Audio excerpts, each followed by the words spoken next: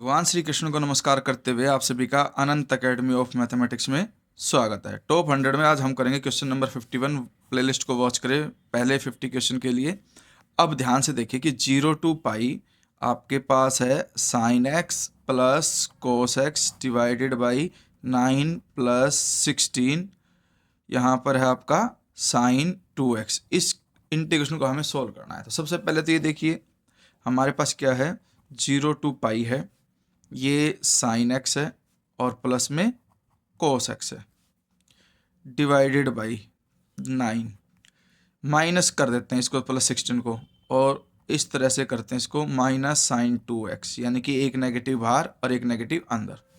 उसके बाद हम क्या करेंगे, 0 to pi sine x plus cos x divided by 9 minus 16।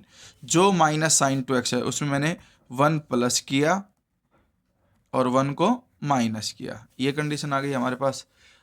इसका बेनिफिट हमें क्या मिलेगा, अब आगे नेक्स्ट स्टेप में देखिए, 0 to pi sine x plus cos x divided by 9 minus 16 bracket में जो 1 होता है वो होता है sine square x plus cos square x, यानी कि sine square x plus cos square x. ये तो 1 की वैल्यू हो गई।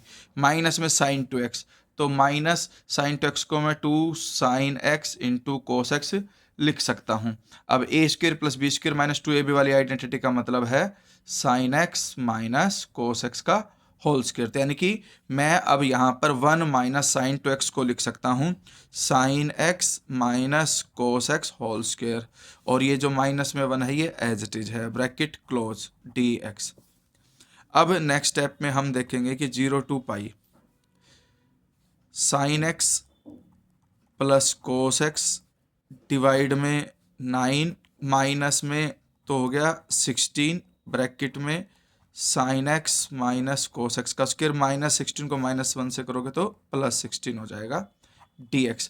अब हम एक काम कर सकते हैं, sine x minus cos x को t मान लो कि भाई sine x minus cos x को मैंने t मान लिया। साइन एक्स का डेरिवेटिव कोस एक्स और माइनस में कोस एक्स का डेरिवेटिव माइनस साइन एक्स, और इसके साथ होता है dx which is equal to dt। और इस तरह से हमारे पास वैल्यू ये आ गई कि ये माइनस माइनस प्लस करके sine x plus cos x dx is equal to dt। ये कंडीशन आ गई। अब लिमिट चेंज करते हैं, when x is equal to 0, तो साइन 0 पे 0 होता है, कोस 0 1 होता है, तो t की जो वैल्यू आ जाएगी 0 माइनस 1 करके माइनस 1 आ गई। और आपके पास जब x जो है वो पाई के इक्वल, क्योंकि लिमिट 0 to पाई है, पाई रखेंगे तो साइन पाई 0 कोस पाई की वैल्यू -1, ये माइनस ऑलरेडी है ही, तो t जो है वो +1 आ जाएगा। तो इस तरह से ये हमारे पास लिमिट चेंज होगी -1 to 1 sign x plus cos x dx। इस पूरे की वैल्यू की जगह पे मैं क्या लिख सकता हूँ, dt। ये तो मैंने dt लिख दिया। डिवाइड में 9 और plus 16 25 minus 16 sign x minus cos x को मैंने t माना था, इसको मैं टी स्क्वेयर लिख सकता हूँ। ठीक है, अब इस 16 को भी कॉमन ले जा करके बाहर ऐसे लिख दो, 1/16 -1 to 1 dt divided by 25 minus में 16 जो है आपका यहाँ पर आ जाएगा अपॉन में, और माइनस में टी स्क्वेयर। अब देखिए जब -1 to 1 लिमिट आपके पास आ गई है तब इसके अंदर ये फंक्शन इवन है या ऑड उसको देखते हैं। हमारे पास देखिए यहाँ पर जो एफ टी है वो है अब 1/25/16 माइनस टी स्क्वेयर। अगर मैं यहाँ टी की जगह माइनस टी लिख दूँ तो भी इसमें कोई चेंज नहीं आएगा, वो सेम रहेगा। ठीक है, तो सेम रहने का मतलब अब मैं इसको क्या कर सकता हूँ, यहाँ 2 लिख सकता हूँ, अपॉन में 16 लिमिट 0 to 1 लिख सकता हूँ, dt डिवाइडेड बाई 25/16 है तो उसको मैं 5/4 का होल स्क्वायर लिख सकता हूँ, और माइनस में टी स्क्वायर। तो ए स्क्वायर माइनस एक्स स्क्वायर वाली आइडेंटिटी लगेगी इंटीग्रेशन के अंदर, तो ये तो 1/8 हो गया।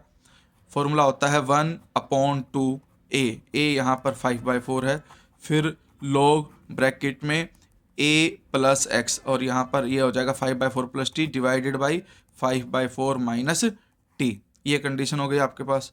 अब इसमें देखो 2 से तो ये 2 कैंसिल, और इससे ये 8 कैंसिल होकर के 4, यानी कि आपके पास बचा 1/20 log 5 + 40 डिवाइडेड बाई 5 - 40। अब लिमिट हमारे पास हो चुकी है 0 to 1। अब हम इसमें लिमिट रखेंगे 1 को, 1 रखेंगे तो 5 + 1 न 5 + 4 9 log 9 अपॉन में, और यहाँ पे 1 रखूंगा तो 5 - 4 1, तो ये log 9 ही आ गया। फिर माइनस का साइन, फिर 1/2, और ये 1 बाई एक्चुअली 8, ये कंडीशन क्या बची थी हमारे पास, ये 5 बचा था और ये 4, 5 4 जा 20, यानी कि 20 है आपके पास, ठीक है। तो यहाँ पर ये 20 आ गया। अब लिमिट 0 रखोगे तो ये हो गया 5, और यहाँ 0 रखोगे तो ये 5 - 0 5, और ये हो गया आपके पास, ये भी 5 ये भी 5, तो log 1 हो गया। log 1 वैसे ही 0 होता है, ठीक है। तो ओवरऑल फाइनल आंसर हमारे पास आ गया 1/20 log 9।